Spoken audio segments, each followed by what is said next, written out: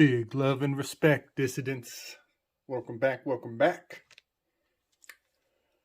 So today I want to kind of tie up some loose ends from my last presentation regarding Mercury and how Mercury guards the gates at the technically at the 3 crossing points. As there is no numerical indicator over here under Pisces, under Aquarius, and part of Capricorn. And I want to make an addendum to an error in my last video. I led everybody just ever so slightly astray in my assessment of the rational proportion of time that Mercury spins in retrograde. So I made the mistake. I incorrectly said it spends half of the year in retrograde and the other half moving forward in time. That is wrong. Please forgive me. The fact of the matter is, upon further research, Mercury spends 9 months of the year moving forward and 3 months out of the year moving in retrograde. And anybody who knows about the thelemic order, Aleister Crowley, whose name I do not use lightly, you know that 93 is a big to-do for secret societies, a very big to-do. So they are venerating Mercury in a major way. Now you will also see how the sea is a 9-month cycle and how there are 3 months untouched in this cipher that I've brought forward. So apparently the diction of Aries is dictated to us with the spirit of Mercury. The numerical proportions of Mercury are highly important to seeing the Red Sea, the Sancta Sadis, the sacred sea, the house of symbols that we use to communicate through the ether, so to say. So I just wanted to clarify that. I made a very big mistake when I said that Mercury spends 50% of the year in retrograde. That is not true. It spends 1/4 of the year. This is the slice of the pie that builds up the PIE, the Proto-Indo-European language. It spends that proportion of time in retrograde every year. So I also want to take this cipher a little further and maybe give some readings for the time periods that we can expect Mercury to be in retrograde in the coming year, in the year 2022. As you know, 2 is a very sacred number to Mercury. It is this Roman numeral up here. This is the sign of Mercury here in Gemini, the twins. Anybody who hasn't seen my last video, maybe go back and watch that to kind of get up to speed on why Mercury is riding in the chariot of Ursa Majora, spinning the grand wheel up above, much like Santa Claus. And also, just to recap very briefly, I want to point out how the P to the H is also a 7 to 8. So PH is also encoding Mercury. GH, HG, PH, HP All of these encode Mercury, the high priests, the priests of the ephod, those who are given the responsibility to go up to a high location, be that the podium at the head of the church, or be that Moses going up to the top of the mountain to get the message and bring the message back down. All of these are archetypal truths, and you can count on them being reenacted, much like Stephen Hawking riding the chariot and bringing down the message from on high on, his interpretation of the heavens, so to say, telling us about black holes and nihilistic paradigms such as that. So they are more valuable in the context of archetypes than they are in the context of real information. And when you see these archetypes like harmonically being strummed and cast into the consciousness of the collective, alarm bells should be ringing, and your lights should turn on, and you should realize that your higher self is being spoken to. The archons are singing to one another, and they are hoping to inspire you to believe that you are seeing truth. But the truth of it is this cipher. This cipher is the truth that it is based on.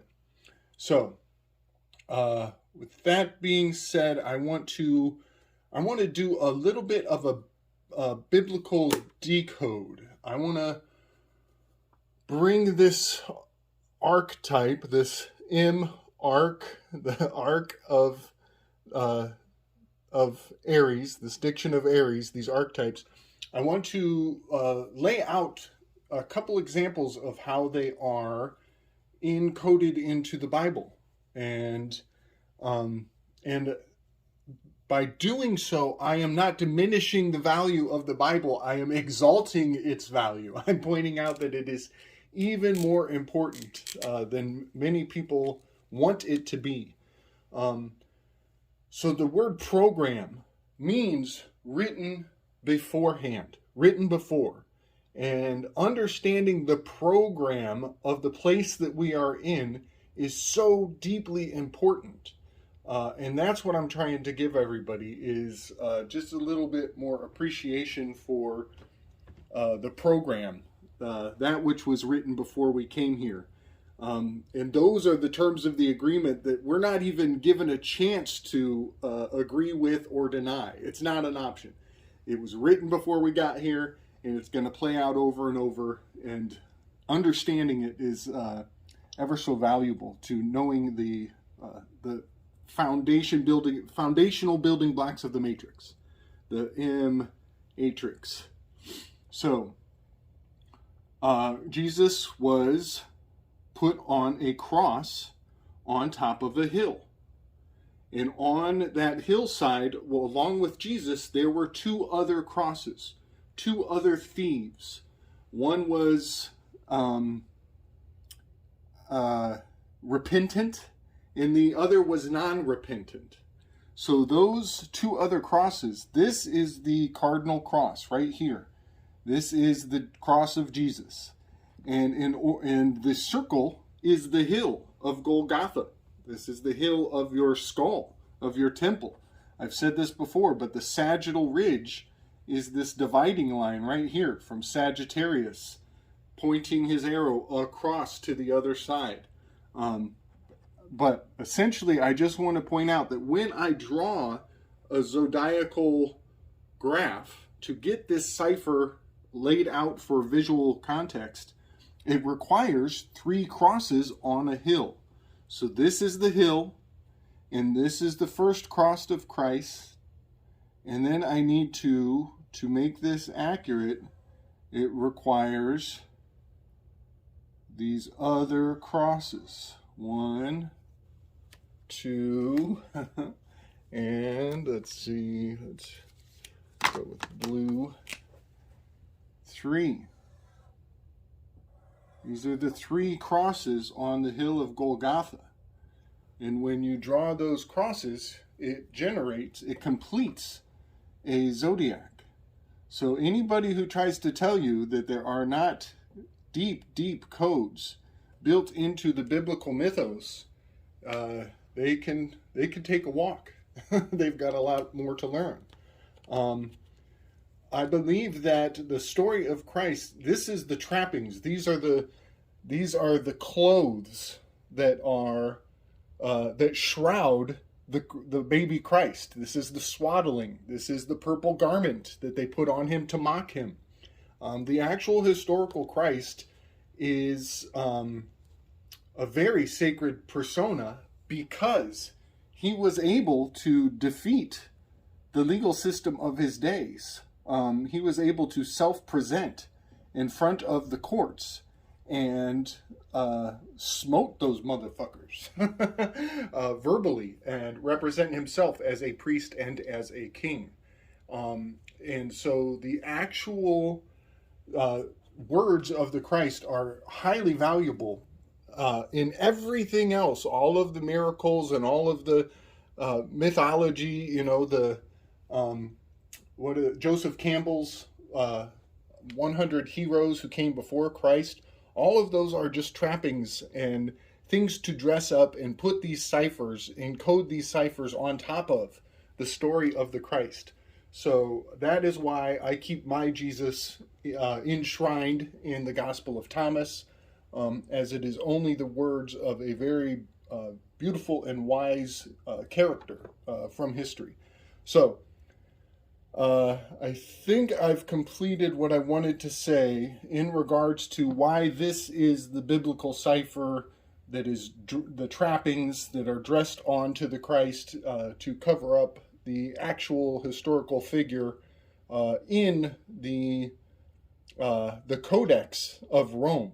Rome put all of these stories on top of the beautiful words of a very wise man. So I'm going to just take that away, and we will talk about Mercury going into retrograde as it relates to the cipher. And something very interesting is going to happen this year. The usual Mercury retrograde presentation takes on some very interesting shapes. And I think that I'm not using this to predict anything. That is not my presumption at all. However, as this year rolls out, some of this information will give context to the myths, the modern day myths, that the archons will be reigning over us all by using this format, by using this cipher.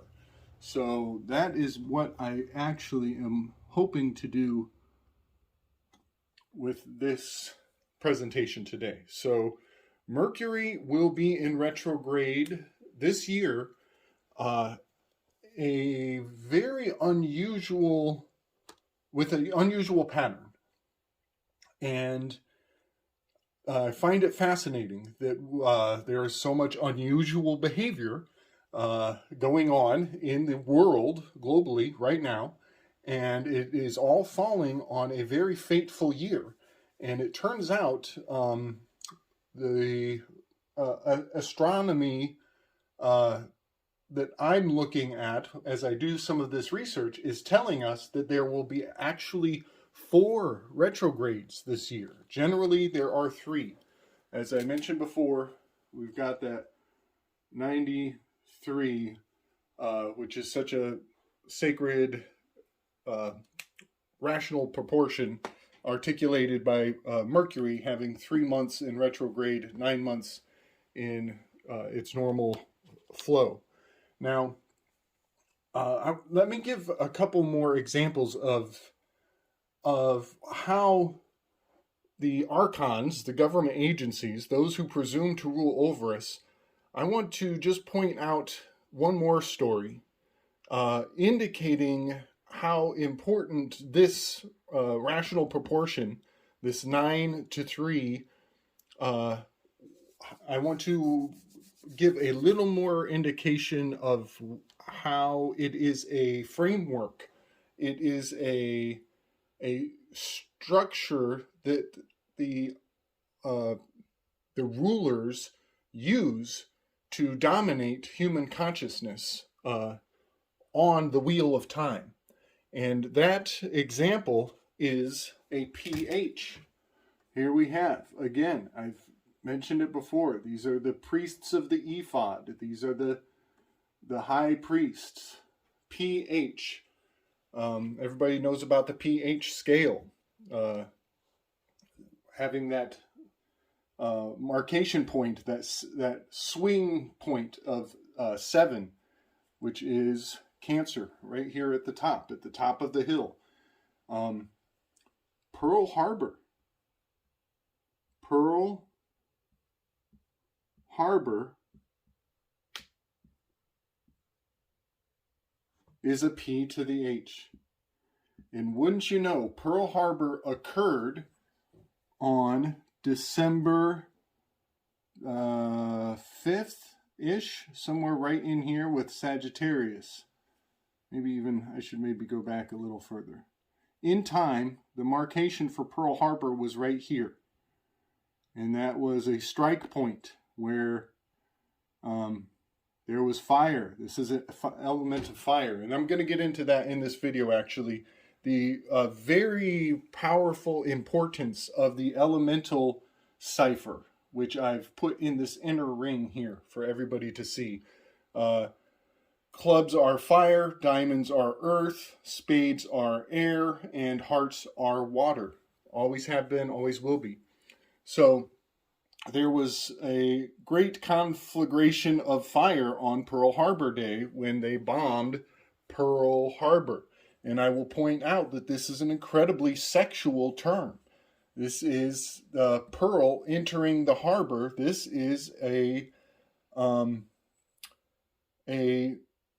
this is ovulation. This is the moment of ovulation, is when the pearl enters the harbor. That is when the egg descends into the yoni, into the yod, into the yoni. So Pearl Harbor happens here on December, I think the 5th, early in the month of December. And guess how many months that pearl gestates before they drop the bombs on Hiroshima? It's exactly, or excuse me, I think Nagasaki. It's Nagasaki. It's exactly 9 months. Another fire sign. They dropped the bomb, they dropped the fire on Japan and bombed the shit out of those people in whatever context. But who knows what kind of bombs it was? They blew that spot up. Whether nuclear fallout is a true thing or not, that is not my aim in this presentation. I want to just point out how you have the 9-month section. This is your C. This is the codex, the cipher of the C that we are dealing with. And here are the 3 months after the birth of that remedy. This was a remedy. This was to fix the war, to end the war. This is the caduceus that they venerate very much. And I am not saying that Mercury is evil. I'm saying Mercury is important. It's very important. And you'll notice the similarities between the caduceus and the yod, that yoni, the very, very sexual, all of these mercurial mockery, as he loves to joke. He absolutely loves to joke. When Mercury, what's her name? Pandora. When Pandora was created, Mercury gave her the gift of his gift to her was characteristics of a female dog in heat. He gave her the attributes of a female dog in heat. And that is just so typical Hermes to send a joke down to humanity that is of such a very sexual sexual nature, very typical of Hermes. So Pearl Harbor, PH, 9 months, 3 months. So it is beautifully poetic and also dangerously significant that we grasp how important these signs and symbols are to the rulers that presume to be the decision makers, whoever the hell you want to say is responsible for calling the shots in the military context. So, that being said, I want to just kind of inform everybody of the mercurial time frames that we can look forward to these retrogrades. Personally, I'll say myself, I love when Mercury is in retrograde because I am a communicator and I do spend a lot of time turning and twisting signs and symbols to decipher them. So I get a real kick out of inverting and like a Rubik's cube. I take the information and the signs in these time periods, and they have much more value to me. And I see even more as I like to think of myself as a bit of a deciphering personality. And I think that has a lot to do with my martial arts training, going upside down, inverting, seeing reflectively in the eyes of my counterparts. So essentially, there are 4 retrogrades this year. We are in one right now. I definitely felt that come into effect last week. Definitely felt it. But we are in one from January 13th to February 3rd. That is going to be one day after Candlemas, and after 2/2/2/2/2/2/2/2/2. Candlemas is February 2nd of 2022. Lots of 2s going on. How many is that? 5 2s. There's 5 2s built into that Candlemas event on February 2nd. Candlemas is a very complicated holiday. It has many layers. It has many trappings and occulted meanings and significance. When you can look up Candlemas and be sure to read multiple sources. Don't just take the first explanation they give you. Take it a little deeper. You will find it has to do with circumcision. It is we're talking about candles, very phallic, and it has a deep circumcision significance. I'll just put it that way. So in time, the calendar rotates this way. Everybody knows that in time, we move in this direction. And you could think of the stage of the horizon line as the indicating what actors are going to take the stage. So this axis point, this line right here, is the stage where the corresponding show will be taking place. So while we are down here in January and February, the antagonists or the oppositions, the opponents,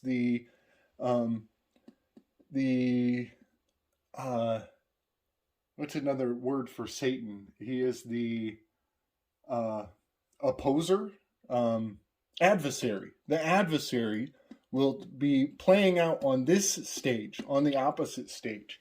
So I just want to point that out, that while these archetypes of Capricorn and Aquarius will be dominating the headlines, these are the headlines, as I've mentioned, the sagittal ridge, these are the headlines of your temple.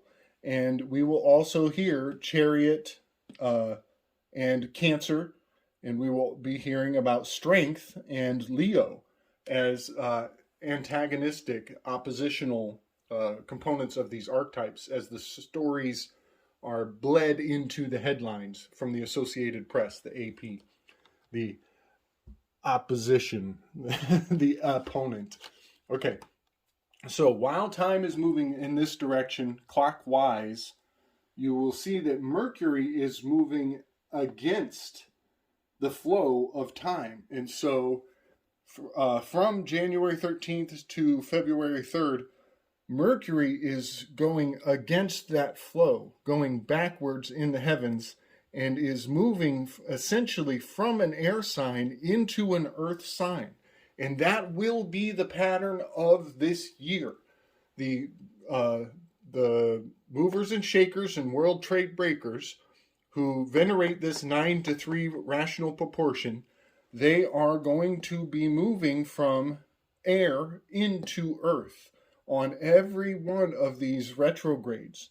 The significance of that is beyond me. I leave that to you to give meaning to that. You could interpret this, and I'm not telling anybody what to do. This is not financial advice, but you could interpret this as moving out of crypto and into actual tangible assets. You could think of this as a year to sell off your imaginary assets and buy into actual tangible physical assets. A lot of people will probably see it that way. I'm not trying to use this to predict anything. I'm just telling you what the patterns are going to be this year.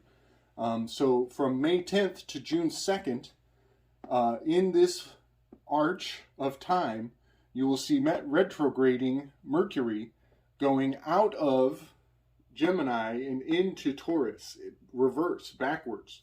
A lot of counterintuitive, contradictive thoughts and movements will be happening in these time periods. And here from September 9th into October 1st, as we flow through time in this direction, Mercury will be flowing in reverse, retrograding, going backwards, again, out of Libra and into Virgo, out of an air sign and into an earth sign. So, strangely enough, we have a fourth expression of Mercury retrograde happening in the year 2022. And that is from December 28th into January 18th. And it just has this little bit of overlap. It's bridging this time frame, this gap, where it overlays its previous retrograde at the beginning of this year. So it is very interesting that Mercury is actually going to have this year a 9-4 rational proportion, which builds into that 13 adds up to 13, which is a very significant number to the powers that be. That is letter M. And we talked about how M of March, it's a very, very significant sign. I think of this as Moses going up another mountain. Here we have again the zodiac being represented as a mountain. He goes up a mountain and communes with the Most High and returns with twin tablets, 2 tablets. And so he's going in retrograde, going back down the mountain, and he sees that they are worshiping a golden calf. Here we have a bull, and he gets pissed off and he breaks the tablets and goes back up the mountain again. So this story of Moses climbing a mountain, coming down, and going back up to redo the tablets a second time is very much going to be expressed in the heavens this year. Moses going up, coming down, going back again as the messenger. Moses was expressing the dynamics of Mercury in that myth of him climbing the mountain multiple times, breaking the twin tablets, the two mirrored tablets. He was definitely expressing mercurial behavior in this quadrant of the heavens, of the sky. So, having put all of that forward, again, I am not giving anybody any predictive prophecy. I'm not even trying to get into divining future outcomes whatsoever with this system. I just want people to be able to read the writing on the wall when the messages come down. Now, something that I find really significant, and you'll see that I've put the map of the United States forward here. And the reason I did that has to do with this story of Moses going up, coming back down, breaking the tablets because he's pissed, and going up again. I do believe that, we had the written law that he brought down, then he broke the law and had to piece them back together again. And I think the grand cipher of that is telling us that the written law and the spoken law are embedded in one another. They are fundamental, they are integral to one another, and that the common law is the spoken law, and the written law is something much more ancient, much more old. It is where the spoken law comes from. It is where the pieces of those tablets were once whole, and now they are broken and they need to be pieced back together again. And that is the nature, that is the foundation of our legal experience in this world, in the system that we are given. So understanding it is paramount, and appreciating it. I'm not pushing Bible, I'm not pushing Torah. I'm just telling people that this is as it was written. This is the program to the Matrix. But also, I see something very, very profound when I lay this codex, this cipher, when I lay it into place in the territories on the map of the United States. Something infinitely valuable. And that is that Sigmund Freud asserted, and I tend to believe, that the God of the Hebrews, the ancient Hebrews, not the people living over in the Middle East, the ancient Hebrews, I believe that their God Yahweh was a volcano, and that there is, when you lay this map out and you consider what I just played out with Moses going up the mountain, coming down, and going back again, when you lay it onto the map, there is an incredibly significant volcano right here on the map of the United States. The biggest fucking volcano in the world is right here in the United States. That is the super caldera, is located exactly here in the territories. And so having Moses going up, making the law, coming down the mountain, seeing the Israelites have gone astray with the golden calf, getting pissed off and going back and building it all again, that mythology actually overlays perfectly with the super volcano and essentially Yellowstone. This is the golden calf. Yellowstone is gold. And they were venerating the golden calf. They had collected their gold to build the golden calf. It is quite profound to me that the cipher of the Bible overlaid into the territories and then put down here on Earth has this amazing correspondence of the Yellowstone super caldera. Um, and I just want to put all of that forward for everybody to ponder. Yellowstone and gold are used in so many ways um, throughout history. Plymouth Rock is right about here, and the only rock that you ply with your mouth is gold. And so to name that location Plymouth Rock is it's a lure. It's a advertising. It was to tell people this is the land of gold. This is the land of milk and honey, so to say. And the same thing goes for the gold rush over here in California. Eureka, California, having a lot to do with gold. But I just want to point all of these things out that so often gold is put into a very subtle code to lure people, to draw people in and steer consciousness, and cause the gold rush of a flood of migration into the West. So I think that's about all I wanted to say. I'm getting a little ranty and scrambled in my communication. Thank you very much, Mercury and Gatorade. Give me some comments. Let me know how this impacts you, what it might inspire, what thoughts and ideas come up from this little installation. But thanks for giving me a chance to correct my error with my description of Mercury's retrograde cycles. I hope that helps, folks. Much love and respect. Peace and strength.